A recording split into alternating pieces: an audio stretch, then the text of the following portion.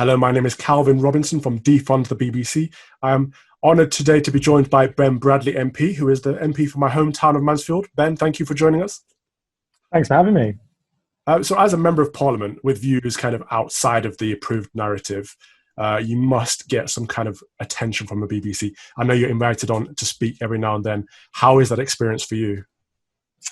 It depends what you go on and with who. I think there are a number of, frustratingly, public service broadcasters, mainly Channel 4 being the other example, taxpayers funding, and sometimes find it difficult to hide their own personal viewpoints. I think most of mine, the politics shows, I think aren't too bad or haven't been. I've enjoyed things like Politics Live, and it's been broadly okay. I think sometimes it's more in some of the news reports, I think, that I find frustrating, where Brexit is a prime example. I think it's brought all this to the fore, isn't it? But the kind of use of language, which was just very one-sided. Even the phrase crash out, no deal, or whatever, is in itself innately it's a partial phrase, isn't it? So that's been challenging. And I think the thing that I've learned from all of this in terms of the news agenda is actually how difficult it is in a kind of Twitter world where you're expected to have a view every 30 seconds to be impartial. I don't think it's even possible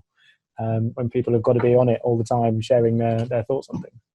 Well, I know you've mentioned the news previously, because I remember around when Black Lives Matter first took off, we saw the BBC talking about largely peaceful protests and almost trying to blame the horses for being attacked by these peaceful protesters. The new Director General says he wants to crack down on this bias in the news and on social media as well. Do you think it's possible, or is the rot too deep at this point?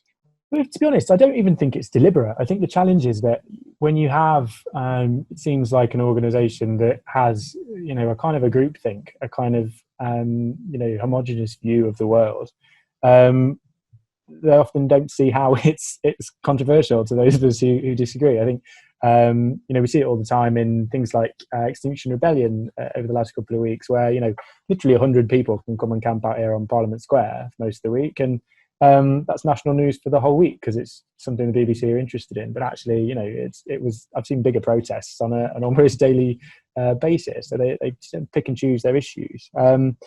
He's talked a good game, hasn't he, so far, in terms of, or certainly to some extent, in terms of, BBC employees shouldn't be tweeting their own personal views and all the rest of it. That would be refreshing, but then seems to have backtracked a little bit where Gary Lineker's not really included in that, and, other kind of celebrity stars. But, we'll give them the benefit of the doubt for now and see how it goes.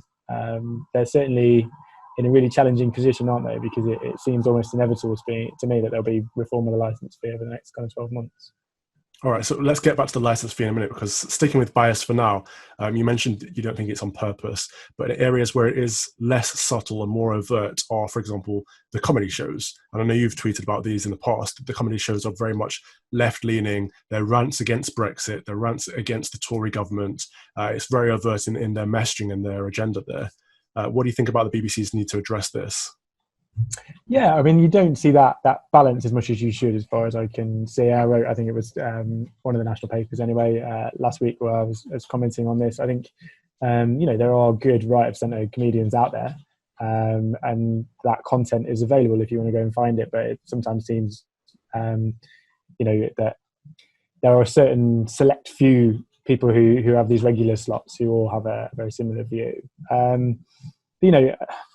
I say, I think, rather than it being a deliberate attempt to be biased, I think it is just this almost innate problem of having lots of people from metropolitan London with a very similar lifestyle and a very similar view of the world making these decisions. Actually, they don't even realise in some cases how far away those views are from the views of places like Mansfield and other parts of the country that live a very different life. And in many ways, that makes it even harder to fix, because actually, if it's a problem of, here are the list of 30 people who are biased and we can get rid of them, then that's one thing. But actually, if it's a whole, institutional issue across the organisation, the diversity kind of target has always been gender and skin colour rather than diversity of thought, hasn't it? That's the problem. Well, yeah, spot on. They're spending £100 million on diversity, aren't they? But it looks like it's all the superficial variety. I don't know if that's going to address the problem that you're talking about there. What would fix it? What do you think they need to be doing instead? Well, it's got to be that, hasn't it? It's got to be, I think, getting out of London, getting out into different parts of the country, employing people, not just because there are people who, obviously, lots of people in London travel from other places and come and work down here, but have a very similar kind of path to that, I suppose, through universities and then coming and living long term in a big city like this. It changes your lifestyle, it changes your viewpoint, and it's all very similar because inevitably, if you all live around here, you're all going to have similar experiences. So they need to physically get out. And the frustrating thing is that actually those examples where they do have more localized content, where it is perhaps more relevant, is the stuff that seems to be disappearing. Actually, I really value our East Midlands Today and the politics kind of politics live version that we have. The local one is quite good, and the local journalists are pretty good, and they understand our area. But that's going to get ditched now, and funding going on things like you said, diversity and all of that, instead of that proper localized content that we're really after. Yeah, I think that's good practical suggestions. Get out there more and devolve the content down into regional areas makes sense to me. So you mentioned the license fee a minute ago. I said we'd get back to it. So at the moment, we pay the BBC if we want to watch any live TV. So Channel 4, Sky News, doesn't matter what it is we're watching. If it's live, we're paying the BBC for the privilege to do so. Do you think that is outdated? Do you think they can maintain that model, or where do you think they need to go from here? I don't think it's viable. And this is my big problem, to be honest. Like, bias is frustrating. You see it and it winds you up. To be honest, lots of media channels are like that, but they're not funded by the taxpayer. So, they can do what they like. The frustration is this funding element, isn't it? Because if the BBC can have whatever view they want if I'm not paying for it, that's fine. But more importantly, I think, than the bias is the fact that you go back to the 1940s when there were 2 or 3 channels. You can understand why the taxpayer would need to subsidize media, because if you want to be able to get news out there, if you want to be able to get messages across, you have to fund that. But now there are millions of platforms, literally. There are countless choices for news, countless choices for pretty much all the content that the BBC has. Some of their content is very good, don't get me wrong, great documentaries, great dramas, things that actually would compete in a free market and would make them money if they wanted to go out and compete. There's no logical reason why the taxpayer, with all the problems and societal ills that we need to solve in the country, should be paying to subsidise telly, particularly when more and more, and I think this is the thing perhaps that has changed in people's minds. Both Brexit has probably meant people have been more wound up by BBC content, news content, but the thing that's changed, I think, is previously, go back 10 or 15 years, you'd struggle to see how you would manage to not pay a license fee and not watch any live telly or anything, because it just didn't exist. Whereas now, I don't really watch live TV. I've got Netflix and Now TV and all the kind of subscription services. Very rarely watch live TV. I think it's much easier to see now for individuals how you actually probably don't need to pay it and you could still get the content that you want. Spot on. So you're a good one to ask this question, because obviously you're not part of the red wall, but you are out there in the real world, as I would call it. You managed to turn Mansfield blue for the first time in my lifetime. So it's very much at the coalface, I think, of politics.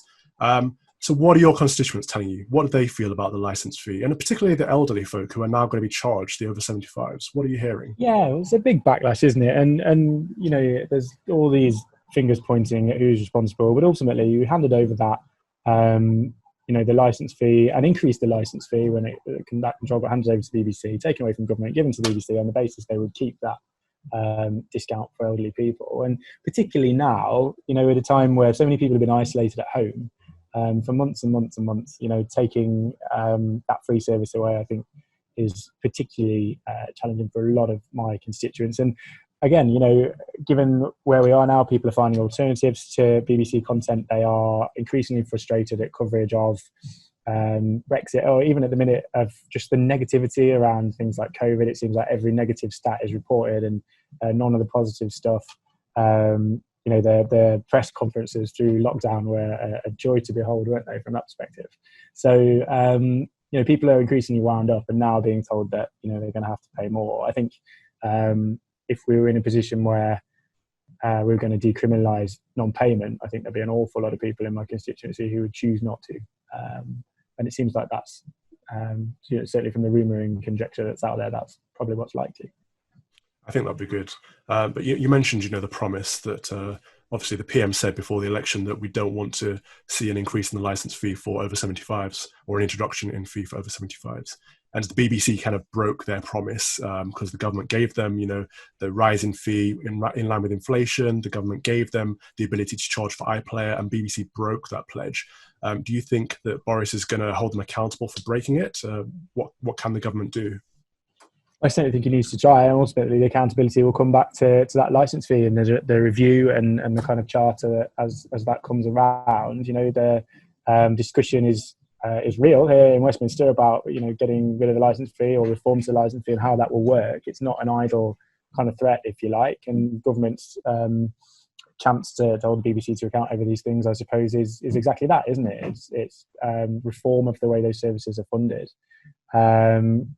We will see over the next few months. I think the new Director General has got a big job to do if he's going to convince people that the current kind of system is viable, or that changes he's going to make are going to be enough to win people back on side. Because at the minute, I kind of see, as I say, decriminalisation of non-payment as almost inevitable, and the BBC having to kind of compete with the rest of the challenges out there in the media.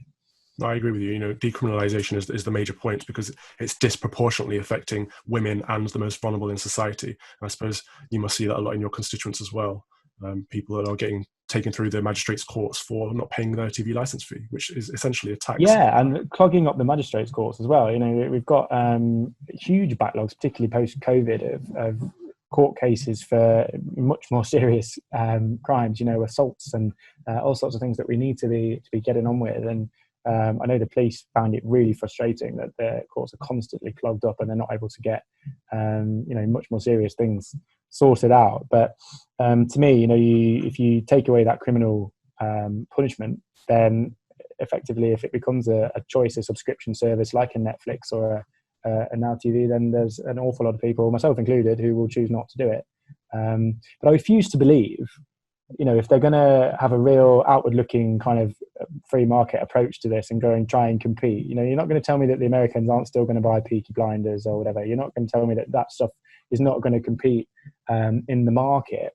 And if you're going to lose 20, 30 million subscribers here in the UK when it becomes non-compulsory, you're not telling me that you can't go out to the other 6 billion people in the world and find those subscribers. It shouldn't be that challenging, and pretty much every other channel that's out there manages to do it. Absolutely. Okay, so last two questions for you. I'll give them both at the same time because they're both related to what you just said. Will you be supporting decriminalisation in Parliament? Will you be helping to push that through? And also, is it high time the BBC is still on its own 2 feet then? We're propping up what used to be a public service. It's now a monopoly. Should we just completely open it up to the free market and let them compete? I certainly will be supporting decriminalisation as soon as it comes forward. I keep pushing the guys in DCMS to make that happen.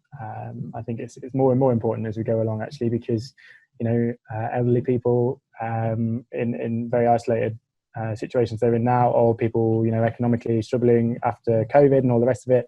100 odd quid a year out of their pockets is not ideal right now. There are bigger priorities, and I just do not see why the taxpayer should fund a media organisation when, as I say, everybody else seems to manage without that. And that is, structurally, that's a big challenge for the BBC. And you can't sit here and pretend that it wouldn't be a really difficult thing for them to reform and to shift if that funding structure were to change.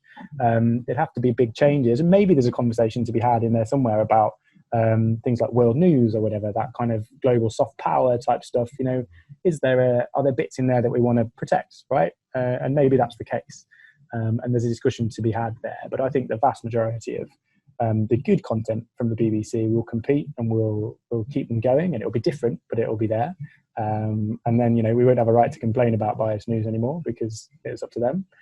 We can all choose what we want to watch. But as I say, I almost think it's inevitable as time goes on. And I'm looking forward to keep giving government a shove in that direction over the next kind of 12 months, and hopefully it will happen. Fantastic. Ben Bradley MP, thank you for everything you've done so far in the fight to defund the BBC. We really appreciate having you on today. Cheers. Good to see you, Kevin.